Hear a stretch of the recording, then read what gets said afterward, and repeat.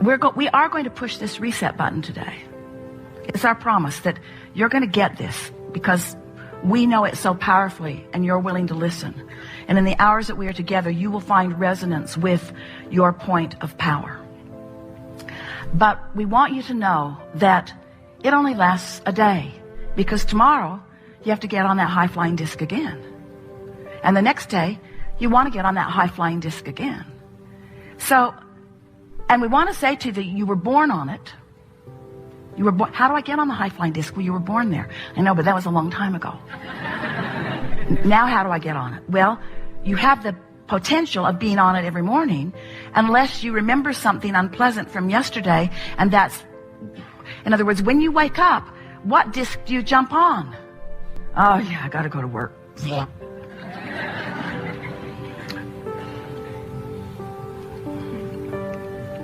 It's gonna be a lot of traffic today. Better hurry. Oh, it's gonna be hot again today. Or maybe you wake up into a household full of confusion and you just want to pull the pillow over your head and not get up. We want you, before you go to bed or before you go to sleep, to pre-pave your morning and say to yourself, in the morning, I'm going to get up, I'm going to wake up on the high-flying disc, and I'm going to acknowledge that I'm there, and I'm going to milk it as best I can. Now, you might not make it till breakfast. You might not even make it till you get out of bed.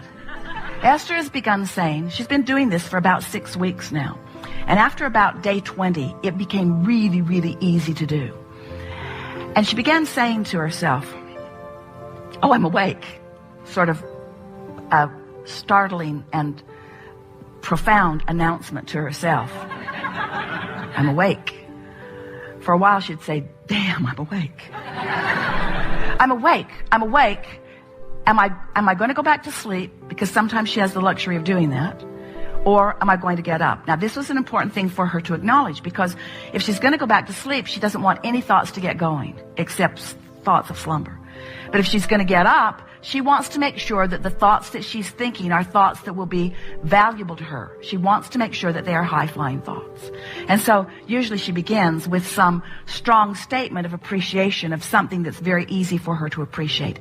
It doesn't take much. It only takes 17 seconds in order to begin your day. You've been saying for a long time, or maybe they've been saying for a long time before you got here, or maybe none of you have ever said this before in your life.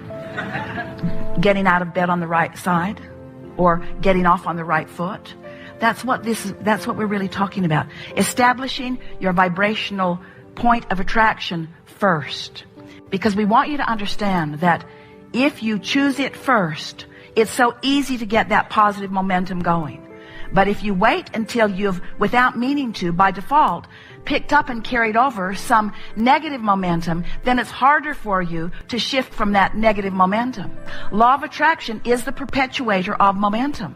But you get to choose the direction of your momentum. And most of you are not doing that deliberately. You're just letting conditions that surround you that you might be observing be the reason for the momentum getting going. And then law of attraction just keeps it going until you hear someone like us say you create your own reality, and you say, that can't be true. If I really got to create my own reality, I would create a different reality, Abraham. And we say, you may very well want to create a different reality, and you absolutely have the ability to do it, because there is nothing that you cannot be or do or have. You have the ability to get the momentum going. You have the ability to keep the momentum going. You have the ability to know when the momentum is in the direction that you don't want. You have the ability to slow unwanted momentum. You have the ability to speed wanted momentum. You have the ability to do all of it. You've just got to understand how you do it.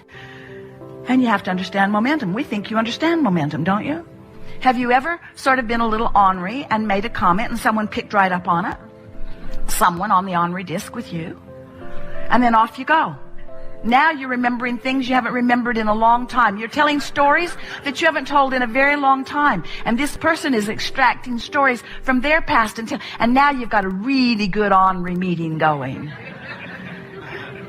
Can really feel the momentum of it. And then what happens when some bright-eyed, shiny person comes into the room and you've got that kind of momentum going? They either get sucked in with you, depending upon how stable they are in their own vibration, or they bounce right off of you, depending upon what they've got going. And that's what we are wanting you to do. We're wanting you to prepare yourself by getting on the high-flying disc and staying there and practicing it more throughout the day, and then recognizing the power of the momentum that you have going. Because this is certain. Where you stand and where you want to be is known by all that is. And when you take the time to wake up deliberately, acknowledging the high-flying disc and deliberately staying there and beating the drum of it and practicing it through the day, even if you fall off, you will. Even if you fall off, get on again. Even if you fall off, tomorrow get on. Even if you fall off, tomorrow get on. Until eventually Esther said, Abraham, I refuse to accept that I have to wait until tomorrow to get back on the high-flying disc. You've given me too many tools. I like it on the high-flying disc. I'm going to be on the high-flying disc. I don't care what it takes to be on the high-flying disc. Even if I have to feel good, I'm going to be on the high-flying disc. And after a while, it just becomes such a steady point of attraction that you begin to feel like the invincible creator of your own reality that you are. Because you are the creator of your own vibrational offering. Because you have guidance to let you know. You have guidance to let you know. So there are two ways of knowing what disc you're on. First is how you feel. Next is what's manifesting around you. Those are the indicators. So this message is not about scolding you about being on anything other than the high-flying disc. You get to be wherever you want to be, and sometimes being on those lower discs is really a clarifying experience. For a while, Esther was hard on herself when she knew she was not on the high-flying disc. She would be really mad at herself for not having the self-discipline to stay there. And we would say to her once she would come back into earshot of us, Esther, these are not negative moments. These are not bad moments. These are not wrong moments. These are clarifying moments. And how wonderful it will be for all of you when you're consistently hanging out on that high-flying disc, and then you have those little clarifying dips that just keep parlaying you into more and more and more clarity about who you are and what you want. Life is supposed to feel good to you, and it's not supposed to feel good later. It's not about planning that vacation or looking forward to retirement or waiting for your dream mate or your dream home or your dream vacation. It's not about waiting for something good to happen. It's about being in a place that the good stuff can rendezvous with you right now, you see. And you have the ability to control your vibration so that good stuff is rendezvousing with you right now. And you're going to reach the place where you're even willing to say the stuff that you didn't think you wanted that rendezvoused with you was still good stuff. Because out of it comes clarity. Out of it comes expansion. Out of it comes more potential for more good feeling. You have control of the way you feel. Therefore, you have control of everything that comes to you. Therefore, you are the creator of your own reality. Before you leave this room today, we want you to feel as sure as we are about you, that you have the ability to get on it and to maintain it mostly. We want to help you push the reset button. We want you to feel the power of your own point of attraction. We want you to feel the control that you have of your own point of attraction. And so, I want you to understand that it isn't the controlling of your thoughts that we are wanting to inspire within you today, because that's really a hard thing. There's so many thoughts. What we want to inspire you to is an early and easy awakening to the high-flying disc. Once you get some of that momentum going, you're going to begin to notice the ramifications of momentum. And those ramifications are what you want to call materialization. You want to call it manifestation. We like calling it actualization or demonstration. So what happens when you get a really good momentum going is that the first thing that happens is you experience the manifestation of emotion. And we want to call emotion and manifestation because does it get any realer than feeling? When you get that feeling, isn't it real? Isn't it up close and personal kind of real? That's a manifestation. It's a manifestation of momentum. So, and you can tell by the way you feel whether it's momentum leading to something you want or leading to something you don't want. The next thing that happens is thoughts begin to flow. That's the next thing. Now, really what happened is the thought came first and the emotion came second. But we wanted to call the emotion the first awareness of manifestation. We think it will serve you if you realize that when you are feeling an emotion, that it is a demonstration of the beginning of things materializing, because the emotion has materialized. The next thing that happens is thoughts begin to flow into your mind. Thoughts, a stream of thoughts. You're likely to get a really good idea about something, and you'll know it's a really good idea because it feels good when it comes. Now, depending upon what disc you're on and what kind of momentum you're gathering will depend upon how good or how bad the thought feels. The next thing that happens when you're on this high-flying disc is that nature begins playing with you. Nature plays with you. Jerry and Esther were in the Seashore State Park in Virginia Beach a few years ago. And when they first walked in, it was like the set of Star Wars, hanging mosses. And it was as if they were the only two people on the planet, not a creature anywhere.